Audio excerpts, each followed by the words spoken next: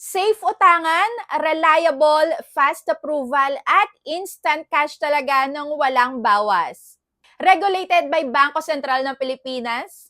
At yung unang loan ko nga dito ay 9,000 agad-agad. And take note, not 7 days.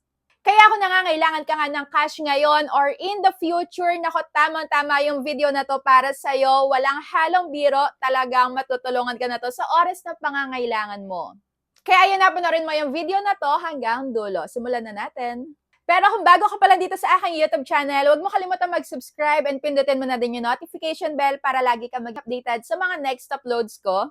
And congratulations dito sa may nanalo ng 100 na Gcash pang-load giveaway dahil lagi nga siyang active dito sa may kada upload natin for 1 week na mag-like, share, comment sa tuwing mag-upload ako ng bagong video. So ngayon nga pag-uusapan natin yung talagang gamit na gamit ko ngayong bakasyon. Ito, revolving credit. Hanggat meron kang nakikitang credit limit sa may account mo, pwede mo siyang unti-untiin. So ito nga ay walang iba kundi ang Maya Easy Credit na mada-download sa Play Store and App Store. And kung wala ka pang Maya Easy Credit or Maya application, andyan yung link sa baba, pwede mong ma-download. So this video is not sponsored. Based na din to sa may experience ko at isa pa dahil may nag-comment sa may previous upload ko, nasabi nga ni at Alicia Ville, para sa akin maganda si Maya Easy Credit, parang Gcash, madaling mautangan at pwedeng pang emergency. Yes na yes, tumpak na tumpak, kaya ginawa ko yung video na to.